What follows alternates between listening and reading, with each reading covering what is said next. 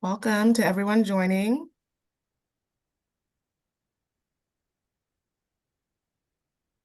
We're really glad you're here for our last event of the day, and one that I think will be really great.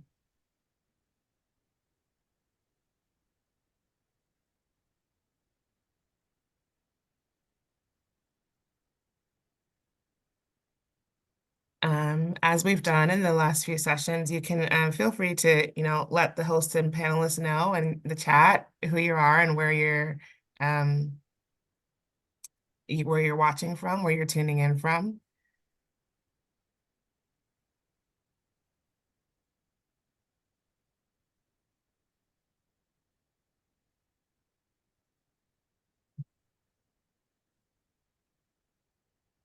New Jersey. We've had New Jersey here all day.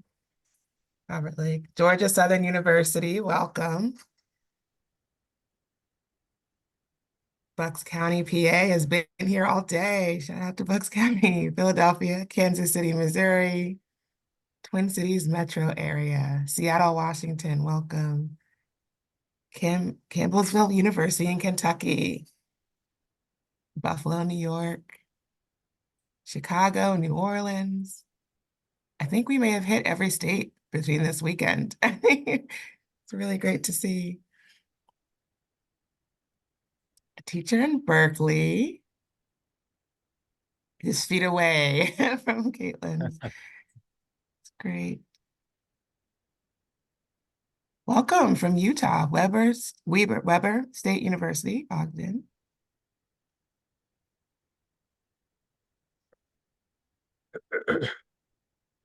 Wonderful. Okay, well, we will get started. Like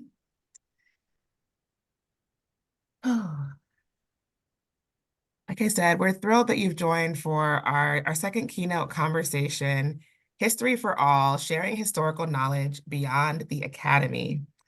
I'm Donnalie Jamnah. I'm one of the senior program managers on the Pulitzer Center K-12 education team and the manager of our 1619 education programs, and I'll be moderating our conversation today.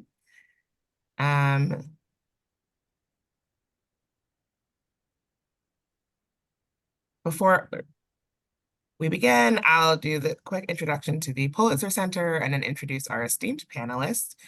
Following that introduction, the panelists will be in conversation for about 30 minutes, and then we'll turn to audience questions.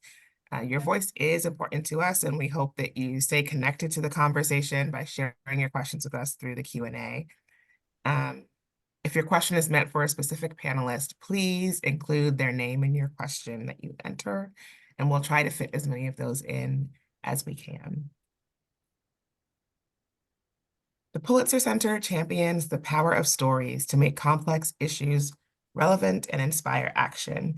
We believe that journalism can be a key element for mobilizing society, and that people and communities who actively engage with systemic challenges will find solutions together.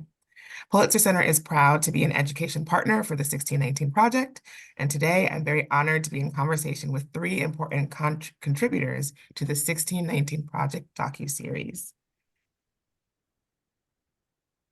Dr. Woody Holton is the Peter and Bonnie McCausland Professor of American History at the University of South Carolina.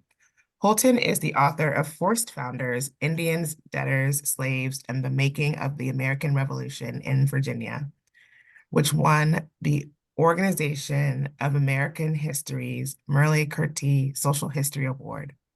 Unruly Americans and the Origins of the Constitution, a finalist for the National Book Award, and Abigail Adams, which won the Bancroft Prize. Liberty is Sweet, the Epic of the American Revolution, which Holton wrote as the Huntington Library's Los Angeles Times Distinguished Fellow and as a National Endowment for the Humanities Fellow, was published in 2021 by Simon & Schuster. Dr. Holton is a commentator for episode 1 of the 1619 docuseries, Democracy. This episode explores the many ways in which Black Americans have fought to help the U.S. move toward the ideal of democracy it was founded on and the resistance Black Americans have routinely experienced in this work.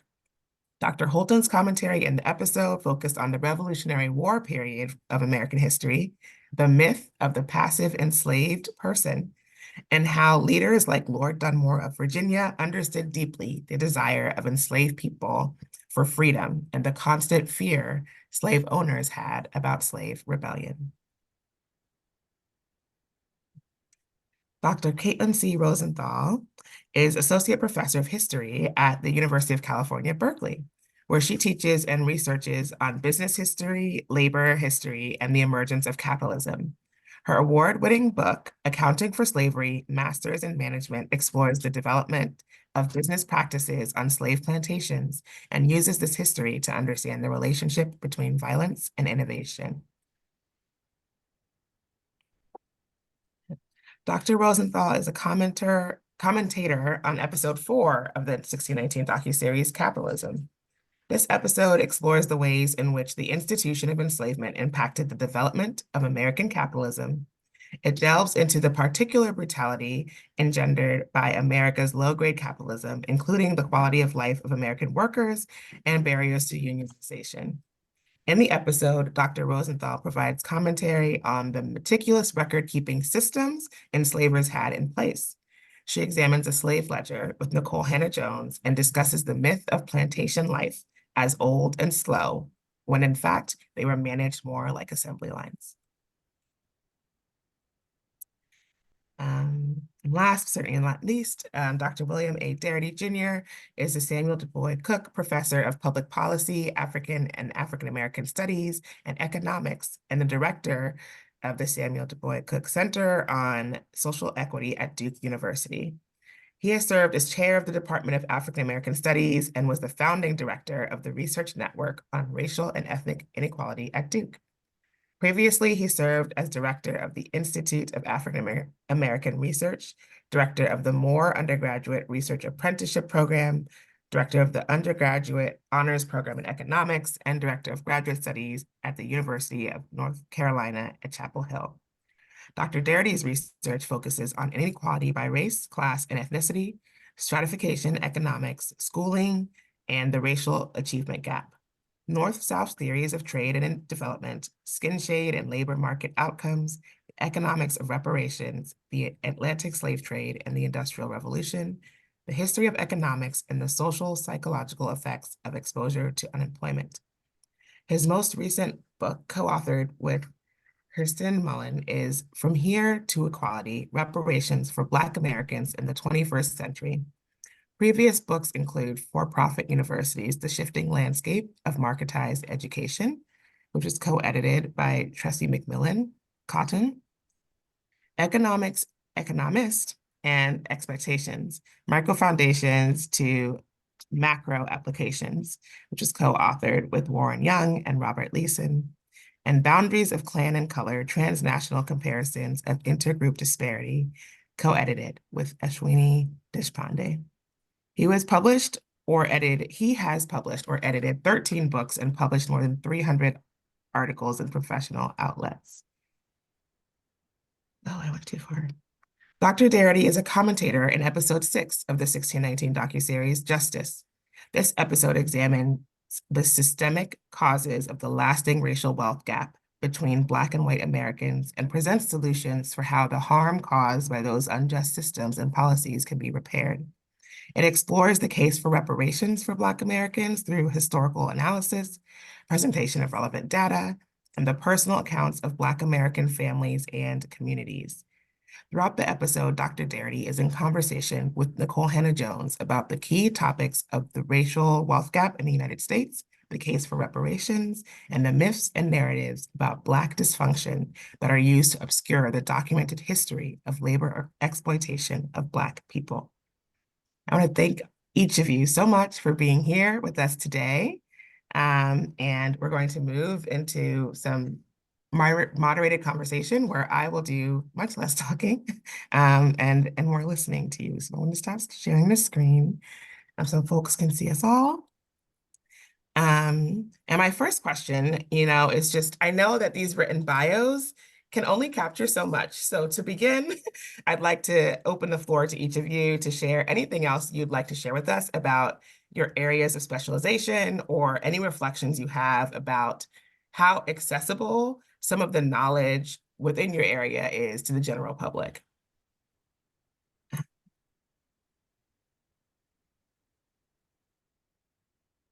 I just want to say something brief that I'm very excited about. This is Woody, one of the historians, and that is that we have been terrible about reaching out to the public. I think we've even gone through phases where the more obscure your writing is, the more intelligent you look, because you're using those 5-syllable words and so forth. But in recent years, and I think motivated in part by the Black Lives Matter movement, historians are trying to catch up with, well, for one, they're realizing how far behind the people they are on many issues in their own knowledge, but also on realizing that the people, the enemies, for instance, of Black history, they know how to draw up a press release and run a campaign. And even if we don't go that far, we do need to learn to write in less obscurantist ways. And I'll say one name in particular, Jim Grossman, who's now the director of our big association, the American Historical Association, is really pushing public history. That is, things like what we're doing now, I think would be under the banner of public history. I didn't used to could put that on my resume, but now I can. But so thank you, everybody here. I get a resume line out of this in a way that it used to be, no, it has to be something much more esoteric. And so I think it's and the others may disagree with me, but I think there are some moves in the right directions from historians. We'll see how far it goes. Yeah. When Kirsten Mullen and I were working on the book From Here to Equality, I think we went through maybe 5 to 6 drafts, and it took us 10 years to complete the book. But at a certain stage, we shared the book with friends of ours who were not professional economists or folklorists or the like. And one of those friends said something that was really compelling.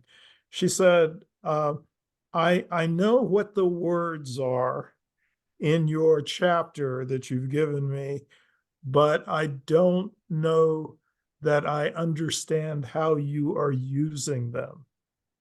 And it struck us right then that our language, our rhetoric was too obscure, and that we needed to rewrite the book substantially and incorporate more stories of family histories and personal encounters that illustrated the events that we were depicting in the book. And so, I think since then, I've been very committed to the idea that I think that Woody just mentioned, which is to make sure that the things that we write are accessible to wide audiences and not speaking in some pointy-headed fashion just to other academics who probably aren't going to pay as much attention to the work anyway as a wider audience that might have a real commitment to the kinds of issues in question concerning social justice. And so, I think it's also important in this context where there's such a substantial attack taking place on the teaching of accurate history in the United States, to recognize that there's actually been a sea change in attitude that I think is a product of a period in which there has been more accurate teaching of American history. So if you go back to the year 2000 and look at a survey that was taken on American attitudes towards reparations, one of the findings was that only 4% of white Americans endorsed monetary payments as reparations for Black Americans. In a survey that was conducted at the beginning of last year, January 2023, by researchers at the University of Massachusetts at Amherst, that figure had risen to 30% of white Americans. And I think that the backlash that we have witnessed towards teaching accurate American history is a consequence of the forces of ignorance wanting to preserve a condition in which Americans are not well informed about our past and our present. Yeah, I have to agree about the backlash, because I think something that's become apparent to me the more I try to do public history is the wide space where Americans are on the history of slavery. I mean, something that's unique about my own history as a historian is that I didn't intend to write a book about slavery. And then I was writing about business history and the history of data practices. And in the archives, I discovered that plantation records belonged in that history and they'd simply been left out. But then when I took these kind of findings to people, some people are totally shocked, while others are not surprised at all. So there's like a kind of set of Americans who are like, of course, even if they didn't know this particularly, from what they know about slavery and what's been accessible to us for decades, if not centuries, then that knowledge is not at all unexpected. And then for a whole other set of people, it's just a complete surprise how big like simply that slavery was a big, big, big deal. And in a certain way, I've been on that journey myself. I mean, I knew some of why slavery was big and a big bad deal and how we need to reckon with it. But as I've done more research, it just continues to unfold to me how many ways it's connected to the present. And kind of how, like on the question of reparations, how important it is to kind of keep moving people forward. So I think it's in a certain way, what historians need to do is to bring what we already know more and more to the public. The new research is really important, but a lot of what we need to share, we already know. And it's just a question of translating it and recognizing the many, many spaces that people are starting from. Yeah, thank you all for that. And it makes me think of some of the work that you did with the docuseries, which I think could also be in that public history, sphere. And why was it important to you to be a part of the series? Why do you think the public should have access to some of the histories you were discussing as a part of that? For me, the most distinctive part about sharing this work was getting to sit down with someone and look at records from plantation life, sitting next to Nicole Hannah-Jones, talking through them. So many things, you do an interview or you share something and you're not actually looking at the documents themselves. And so we're sitting next to each other. And so instead of the solitary experience of the archive, you can point and talk and work your way through these documents in a way that gets at what they were and what they represent, but also the kind of emotional impact of looking back at this material. So I felt like bringing that experience of being in the archive with the records was really important. I've never been part of something where there was so much research done by the documentary team to put things together. The other reason I wanted to be a part of it is I think that there's been there's some backlash against 1619 Project. And I think sometimes there was this accusation that historians hadn't been consulted, and I had been consulted and had given lots of advice and a lot of my input had been taken. And I wanted to make sure that people knew that a lot of professional historians had given input into this important project. I think I've been very, very concerned about accuracy. I think that that's a passion of mine, getting as close as you can to telling the true story about a chain of events. And I've been particularly concerned about the question of the long-term impacts of slavery on living descendants of Black Americans who were subjected to enslavement, and how we go about measuring the magnitude of the penalties that are imposed on those persons living today. I certainly don't believe that Black American descendants of U.S. slavery who are living today should be paid what was due to our ancestors who were directly subjected to enslavement. But I do think that something like a measure like the racial wealth disparity in the United States between Blacks and whites captures the cumulative intergenerational effects of white supremacy on Black people who are living today. And so in my work, I've devoted a substantial amount of attention to thinking about the causes and the consequences of the racial wealth gap, which now amounts to $1.15 million per average Black and white household. Or if you were to total this across 40 million, an estimated 40 million Black Americans whose ancestors were enslaved in the United States, it would come to a total of approximately $16 trillion as a differential. If you were to close that gap, you would give Black Americans a share of the national wealth that was equivalent to their share in the national population. And I think that's entirely just. And it's particularly just because of the historical conditions that produced that gap, largely a set of policies that took place after slavery ended. And perhaps the most significant, and I'll mention two, are the distribution of 160-acre land grants to 1.5 million white families in the United States under the Homestead Act of 1862, which gave them a significant asset that could be built upon and transferred across generations, while Black Americans emerging from enslavement were promised 40-acre land grants, 1/4 of the 160 acres, and that promise was not fulfilled.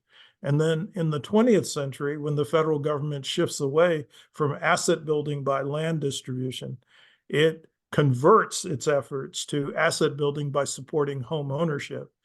And it does this in a highly discriminatory manner, both through the practice of redlining, which was a public-private partnership between the Federal Housing Administration and local banks, and through the application of the GI Bill, which was hugely discriminatorily applied for returning veterans in the United States, where white returning veterans could enter directly into the American middle class via that legislation, and Black returning veterans were denied that opportunity. Well, I just want to say on that last issue that Dr. Darity raised, I'm personally an example of the intergenerational wealth that he's talking about. I wasn't born to a super wealthy family, but both my parents went to college, which was not common to be born. I was born in 1959 to two parents who had been to college, and that wasn't common, certainly for African Americans, and not for many whites as well, but certainly a higher percentage of white.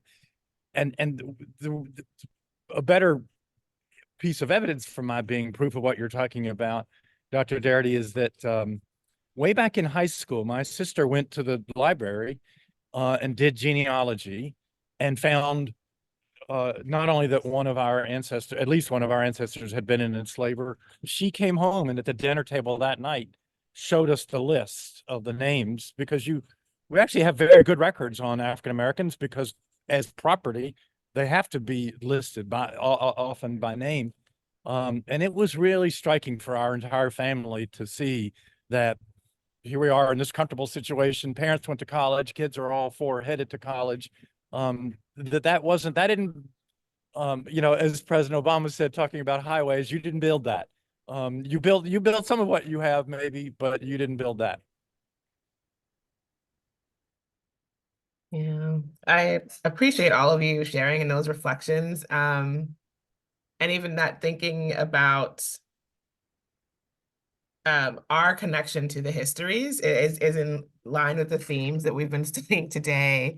And one of the questions I had was just around, for those who are struggling to understand really the legacies of slavery that the project is putting before us, maybe because they are not making that connection themselves, maybe their family is not from the US, maybe they haven't been taught that history, any number of reasons why, I suppose. But for someone who is struggling to really understand that our contemporary society is still feeling these impacts, right? That there are still lasting legacies. Do you have any suggestions, recommendations for them? Like where do they start? And I think Dr. Rosenthal, about you saying, I was studying business records. I was studying, but when I had to go back, this is where I landed. So how does someone begin that process of going back and unraveling? When if you have someone who's open to the conversation, then I see two things as being especially important to getting to someone to thinking about, the connection to today. And one is looking at some of the historical documents. I think there's a way that you can say, oh, this was kind of far away, this was kind of distant. I mean, this is in a way, the narrative that I would have grown up with, where I knew slavery was bad, but I wasn't from the South. And, you know, I could have this kind of distance where it was separate and a problem, but we were done with that. And I think if you can take people, number one, back to some of the records that show how big slavery was and how much it looks like a modern business, and you can take them through a list of names where every person has a price attached, including children. You can watch the children being priced as they grow old enough to where people think they're going to survive. You can watch pregnant women having prices attached to them, and you watch people appreciate over time. And you think about what's happening to that appreciated value. Those are dollars going into someone's pocket. That's someone looking at a group of people as if they're a kind of stock portfolio. So there's something about looking at the records from the time that I think people can't think of this as something distant where we weren't modern or we didn't have the data. The data is right there and the planters were keeping it themselves. And then the second thing you have to do is bring them to the present. And Dr. Darity already pointed us in this direction. You know, slavery ends, but then we have a whole series of policies that take that huge wealth gap and they bring it up to the present. You know, and there were many moments where we could have gone a different direction.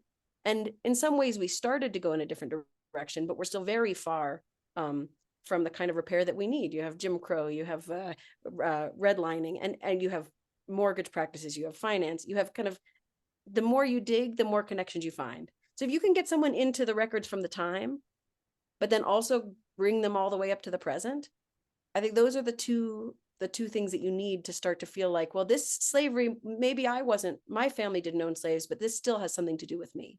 Because anybody in this country, slavery has something to do with them today, no matter how like direct your own personal connection is.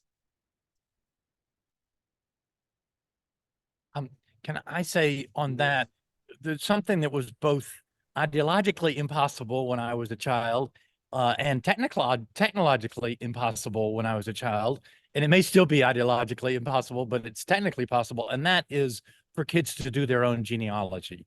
You used to have to go to a big library at a university and get on microfilm or something even harder than that to just find out who your great-grandparents were and what advantages or disadvantages they were subjected to because of their race. But now you can sit at your computer.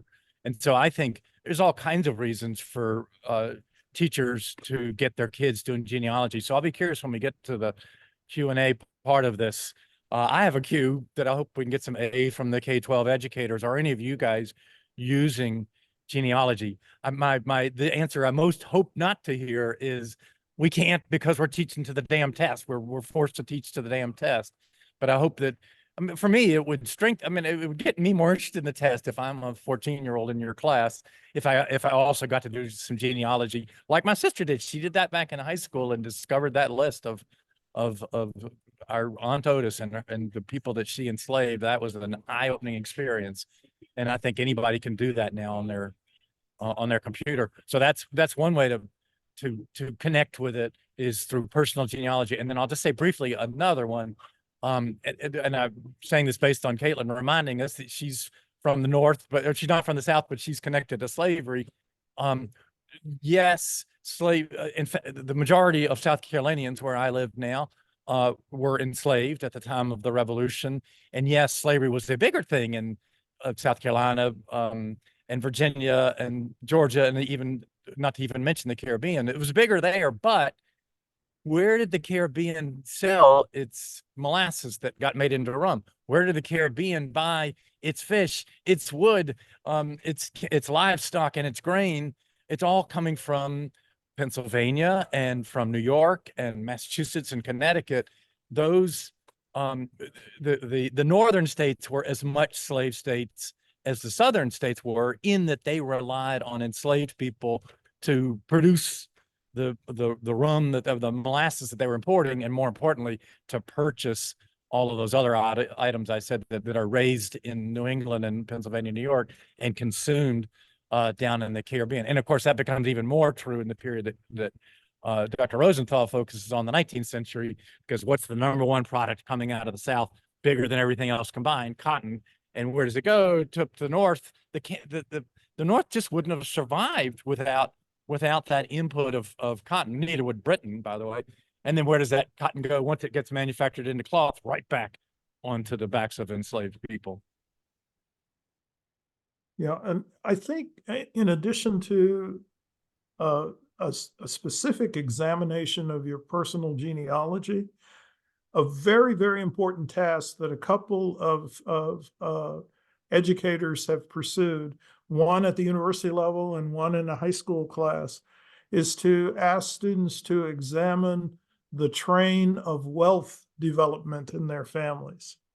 I think in one instance that we became aware of in the process of communicating about our book, we learned that there was a class where every student who was white in the class had a GI Bill subsidy for home ownership in their family's history, and that this was not the case for any of the Black students in the class, or any of the students from other non-white ethnic groups, for that matter. And so in learning not only about, who your parents were, your grandparents, your great-grandparents, what they did, etc., it's very, very important to learn about what types of resources they may or may not have received through the federal government.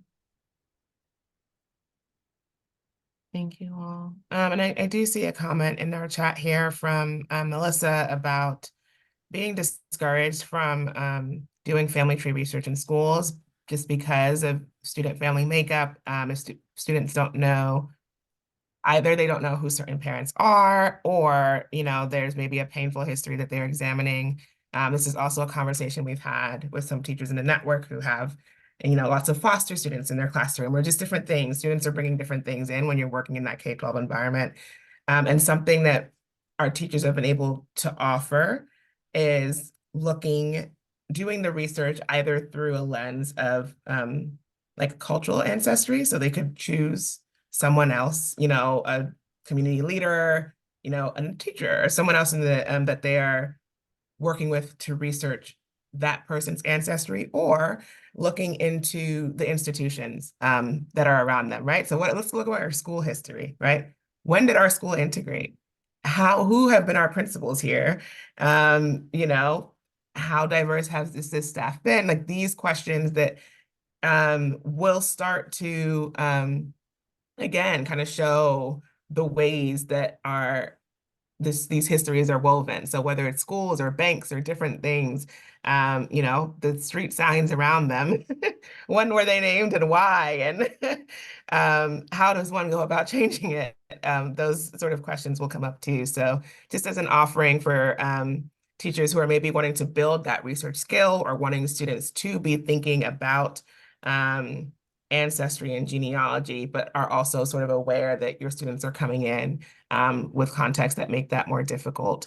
That is something that folks have found helpful, and it brings me to Well, a could question. I Yes, piggyback on that? please do. I think that the question of institutional history, particularly in the localities where we live, is critical.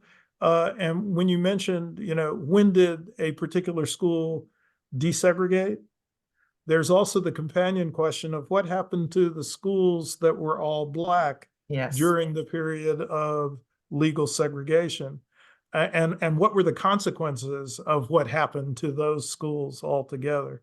So there's two sides to that institutional history. There's the process of desegregation, but there's the process also of the destruction of institutions that were controlled to some degree by Black people as a consequence of the coercion of segregation. And so I think that's something that needs to be studied also. Absolutely. I think institutional history is also an opportunity for thinking about reparations. I mean, Dr. Darity gave us this amazing statistic of how 30% of people now support reparations, but in some ways we're still politically so distant from like large programs of reparations. But when you think about what about individual businesses, local financial institutions, like making those connections at the institutional level, some of those organizations are in a position to begin to do reparative work before we get to the broader question of, widespread reparations.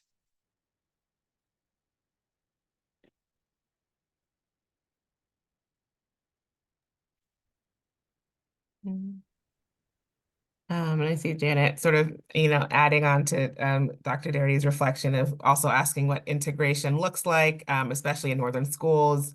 Being in the same school doesn't mean that you're in the same classes, you have access to the same resources, your teachers are treating you the same way. And so yes, all of those lenses there. And let's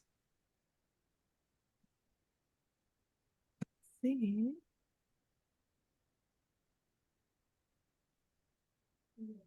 In here. Okay, we have a question here for Dr. Darity, but I'll also invite others to share after he's commented from Sylvie asking, after making the case for reparations, what are the pathways? How can you get HR 40 to be truly on the election agenda, or get more support behind it, if you have any commentary on that? Well, actually, I probably have some negative commentary about that. Okay. I do not think that HR 40 is a piece of legislation that's well written. And I do not think it will be particularly useful in getting us from here to where we need to get in terms of a comprehensive reparations plan. Kirsten Mullen, my co-author, actually did an opinion piece for Bloomberg, which I encourage people to take a look at, in which she talked extensively about the weaknesses of HR 40. So I'm not thinking at all that that's a route towards reparations. And I think to some degree, in contrast with Dr. Rosenthal, I'm a bit skeptical about piecemeal actions that are taken by individual donors to try to engage in something that they're calling reparations. The reason is because I'm so centrally focused on the question of elimination of the racial wealth gap. And I don't think that can be accomplished by individual donors or the actions of states and localities. I said that the target figure has to be at least $16 trillion. The combined budgets of all state and local governments are in the vicinity of about $5 trillion. And if individual donors were to put $1 billion into a fund for reparations on a monthly basis, so this would be $12 billion a year, it would take a millennium to get to $16 trillion. So this is something that the federal government has to do, and that what I would encourage people who are advocates and proponents of reparations to do is to create and consolidate a national movement to put pressure on the United States Congress to do the right thing through lobbying and petitioning, which is precisely what the Japanese American community did through the Japanese American Citizens League in advance of the awarding of reparations to them for being subjected to mass incarceration during World War II. I think I agree 100% with Dr. Darity that the solution to the racial wealth gap has to be political, and it has to be a national movement of action. And so really, I think when I'm saying, well, what can we do? It's more about how do we build that movement? And I think bringing more people into taking responsibility, like kind of bringing more people into the fold of understanding that it's their job to begin to make these reparations, I think is part of creating that movement. I mean, I as a business historian, I want businesses to take responsibility, but I want that to be a stepping stone to a national change rather than a substitute for it. Because it's exactly right that it's never going to solve this national problem on a piecemeal individual basis. But I do think that we need leaders stepping forward and saying, actually, this is my responsibility. And this is kind of my personal wealth is deeply connected to this story. And so hopefully, institutional movements, while they can't substitute, can begin to build this kind of national movement. To build on that a bit, we have a question from Watchin here who's noting, it feels like we live in a generation where appreciation of the past seems to be diminishing as a concept. How do we get students and adults excited about the importance of history, good, bad, and ugly, to make sure history is not lost? And I think also to build on this point, right? So that they're then activated to kind of utilize that history for our current situations. But really the main question, the original question, was around how do you get people excited about history and excited about like the truth that there is to uncover? I think the way to get students excited about history is to get rid of the testing culture. And that may be about as hard as getting reparations because there is an institutional commitment. I don't know many teachers who like the testing culture. And actually, the one argument I've heard, my sister is an educator, and she makes the case that a certain amount of testing can support equity in that it's there are often the Title I schools don't get as good teachers, and you can identify a bad teacher if they're producing really bad test results. But I have to be honest, as an educator myself, I might produce bad test results because I'm so busy doing trials and genealogy projects and things like that we don't learn the presidents in order or things like that. So I realize there's a tension. You want them to learn. There's some basic facts like we've been talking about today that and almost nothing that we've talked about today is in the state standards that my sister works on as a member of the Board of Education here in Virginia, where I am right now. You want some basic facts are important, but then which are the basic facts is an important battle, and we definitely haven't won that. That's a battle in almost every state. But I do think my daughter is taking APUSH now, and again, I'd love to hear from some of the high school teachers here about that. And she's got a wonderful teacher, but the concept is memorization, and that's never going to get people excited about history. The things we've been talking about, like getting students debating reparations, or looking at their own personal histories, or looking at the histories of institutions in their town. Oh, our courthouse here in Athens, Georgia was built in 1850. I wonder who did the actual building of it. There are ways to get that conversation going, but testing is not one of them. I want to open the floor for our other two speakers to comment on that before I build on it with another question, because we have many coming in now, but I want to make sure you all have the space to speak. I think I would urge educators to be creative and try to identify topics or themes in the present day world that are of particular interest to students. Some of this might be related to the entertainment industry, and then encourage them to look at how we got to where we are. So, for example, you could take hip hop, which is now half a century old in its own right. But you could take hip hop and look at the phenomenon of sampling in hip hop, and then examine the original sources of the samples. I just recently read a terrific book on girl groups from the 1950s and 1960s called "But Will You Love Me Tomorrow?" And I think you could get students to look at the historical context of that period in which these groups formed and performed, and have them listen to their music and look at what the outcomes were for the artists' lives. And there's a whole way in which you can give this historical context that would be very, very, very, very enlightening. So, the big elephant in the room with respect to entertainment is NFL football. Well, what if you did a historical investigation of NFL football, which would include the period in which the league becomes desegregated? But it only becomes desegregated primarily for the athletes, not for the people who are in ownership positions. There are all kinds of ways in which you could examine something that I think would be of real interest to students in the present moment, but give it the historical backdrop that could inform them about what has been happening contextually over time. Yeah, I agree completely. I mean, we want students to be able to see themselves for the things that they're interested in as connected to this history. So, I mean, I love the idea of a genealogy of football or a tracing of where do the owner's wealth, where does the owner's wealth come from? I mean, it'd be so many directions you can come at that.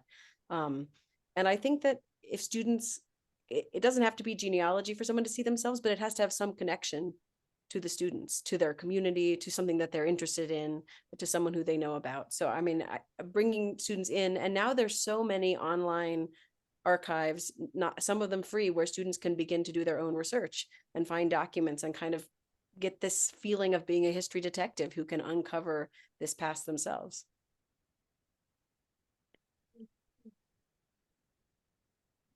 Can I add real quick, talking about popular culture? I'd love doing history versus Hollywood, and I bet a lot of people on this call do too. And I especially love it because so much of it is so bad. I don't know if any of the fellow panelists saw Mississippi Burning, but it was a movie about the civil rights movement in which the heroes were the FBI, who we know were trying to get Martin Luther King to kill himself and things like that. But they're portrayed as the heroes. And I have to say, I forget the star's name of it. He got confronted by Julian Bond on Nightline once, and he was like, God, I'm so sorry. I didn't realize, because he'd made this whole movie. He was just reading the lines, and he goes, I really have to apologize. And it was kind of nice, actually. But you know, and the movie Glory has a lot of pluses and a lot of minuses. And I think you know, that's my friend called it gory, and that's a problem maybe with in some classes, but I think that provokes an amazing discussion. And there's also this question of fabrication and historical moments. So I'm thinking the movie The Great Debaters, where the debate coach is talking to his team about the Willie Lynch letter, where, you know, ostensibly this West Indian slaveholder comes to Virginia in 1712 and gives the Virginians instructions about how to manage their slaves. Well, that letter is a fabrication, and it did not exist at the point in time when The Great Debaters takes place. So you can get myths introduced into the popular culture via the use of movies, and I think that's a great point. So yeah, that's something wonderful to explore, is the history of of the film industry. And you know, one of the episodes of this docuseries does cover music.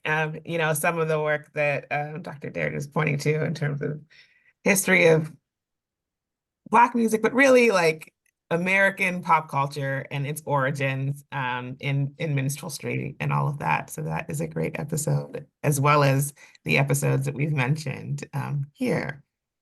We have a question from Alice that I think is very broad, so you can sort of think of it in any directions you'd like. But do you think that leadership is an issue for the lack of movement, either institutional or for the public? So, you know, whether that's government leaders, organizational leaders, you know, you all work at universities, university leaders. But yeah, do you think that those in power, those in leadership are, you know, part of the reason for this lack of movement that, you know, we'd maybe like to see?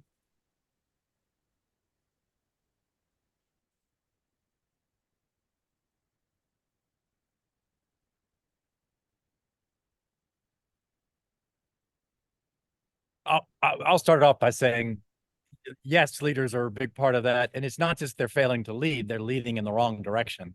You know, the backlash didn't come from nowhere.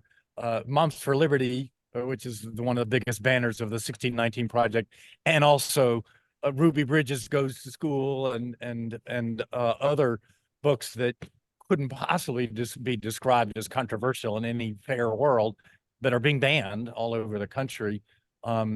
There are certain leaders who find it in their interest to lead us in that direction, lead people in that direction.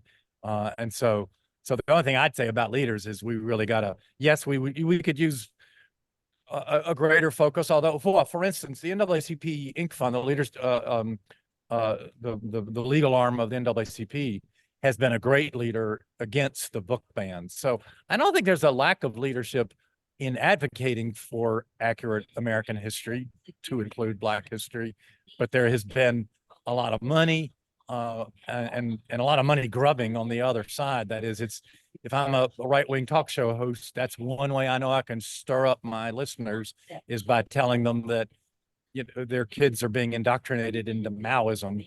There was a law proposed in West Virginia to stop West Virginia teachers from indoctrinating their kids with Maoism. And I have to say, I live in the neighboring state. I didn't know there was a big Maoism problem in the West Virginia schoolhouses, but apparently there is.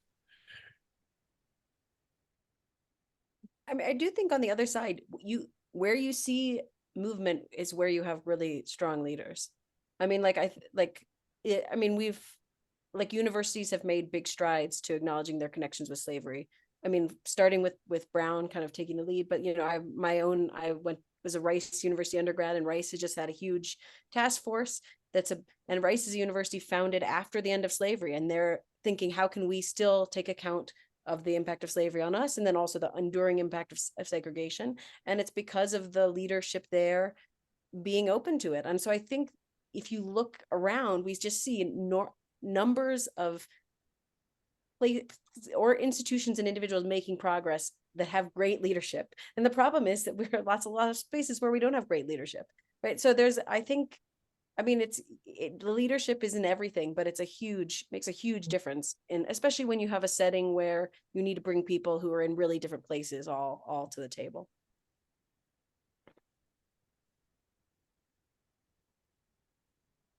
Did you want to say something, Dr. Darity, or can I come back in real quick on that? Yeah, go ahead. I don't really have anything to add to this.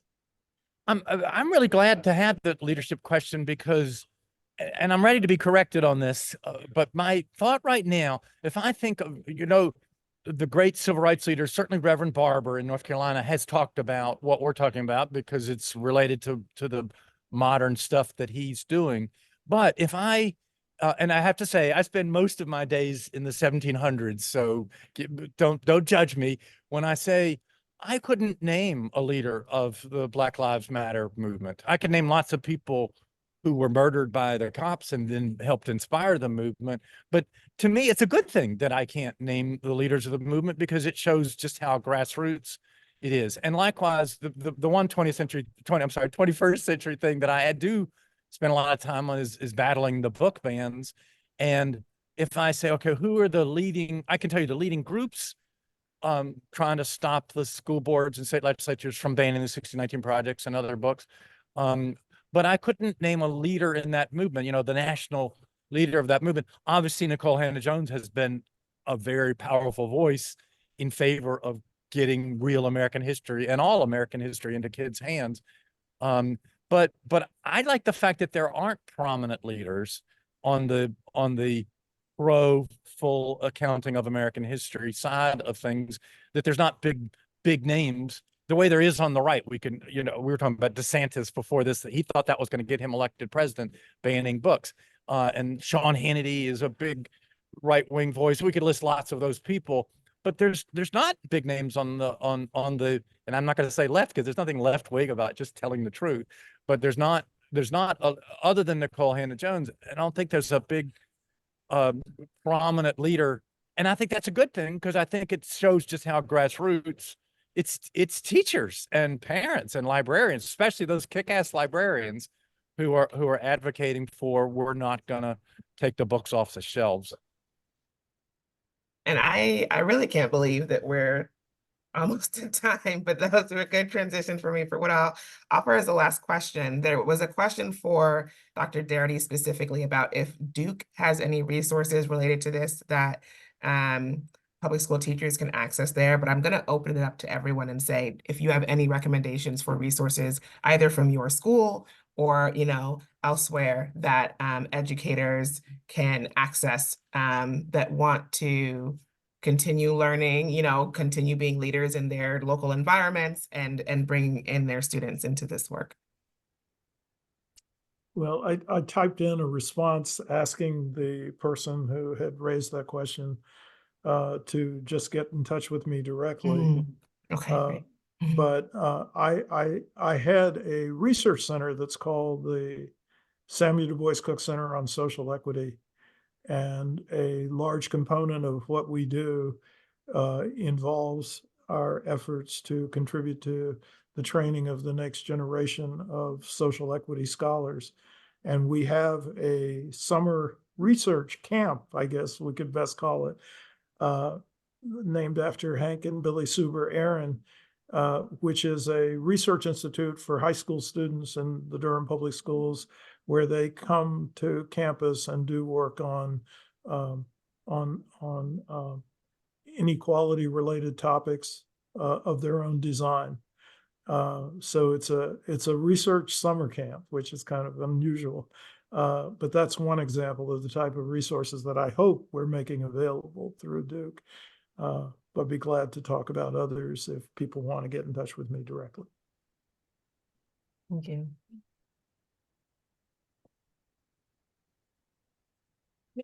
For me, I'm always encouraging people to put some original documents in front of students. So a page from an account book from a plantation that shows people picking cotton, or that shows people being valued as assets. I think that those records, you don't need a lot of examples, but you can put them directly in front of students, and you can begin to have a conversation right from the document. And I can follow up with some specific links, but there are a lot of online archives.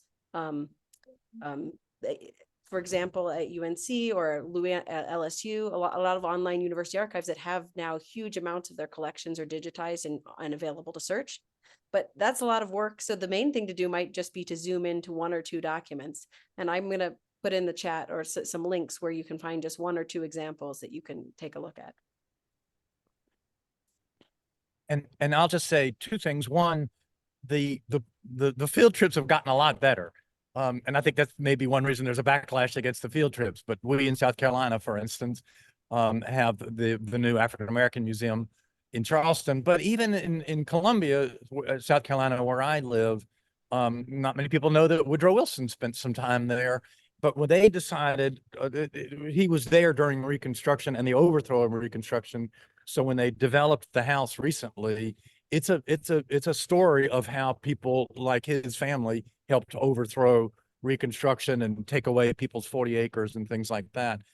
And even the so-called plantations, which my friend Peter Wood has taught me to refer to as slave labor camps, they in South Carolina, I'm sure there's some where they just still do weddings, but the majority of the ones that I've visited are really talking about the people who built those plantations and kept them going, and where they lived and what they went through and how they were divided from their families and everything else about the experience of enslaved people. So I think getting kids out, I know it's hard financially often, but many people have a place not far from their school where they can take their kids.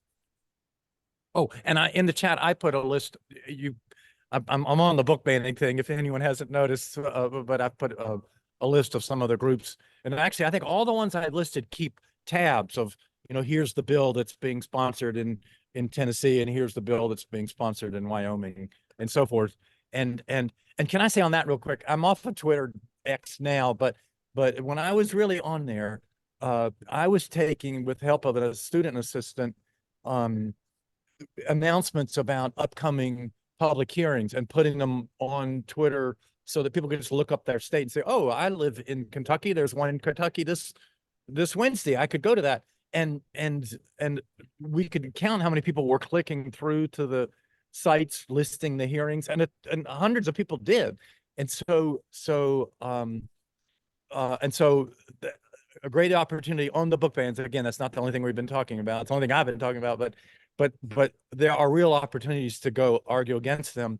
And I'm very proud to say, as a South Carolinian, the vast majority of the people who testified on banning the 1619 Project and Martin Luther King and the March on Washington and books like that, the vast majority of people who testified in favor of keeping the books. Now, the legislature then went on, or the committee that we were testifying then went on to vote for it on racial lines. I'm very embarrassed to say, in favor of the book ban, but it didn't make it through the later process. And I think one reason it didn't make it through the later process is that the public voice they were getting was in favor of teaching all of American history. Awesome. Thank you. Thank you all so much for just this really rich and wonderful conversation. I echo the note about the PEN America resources and their database. It's very helpful just as a starting place to really just know what the law says. And that's your starting point to figure out what you're then going to do with that. If you are interested in doing a project around, utilizing 1619 in your community, perhaps with something around some of the history and research we've taught today, please do remember that we have opened our new grant cycle for our impact grants. Applications are due the 15th, and you can find out more information about them on the 1619 Education website. We hope that you have enjoyed this conference. I know I have. I feel very grateful right now. I hope that you've received tools and resources that you can apply to your work, and that you feel encouraged to share your learnings and takeaways online and in your local communities. So thank you. Thank you again to our panelists. Hey, Kendra, I'm sorry, Kendra, Donnalie, real quick before we go, because Yes. I finally got to look at the searches. Someone was asking about, are those genealogy sites, are they behind paywalls? A lot of them are, but many public libraries subscribe. And so if you go to the public library, even to its website, you don't have to pay $100 to join ancestry.com. You can get on there free through your library. That's a great note. Thank you. And thank All you right. for that catch. And All right. Have a great afternoon, everyone. bye-bye. Thank you.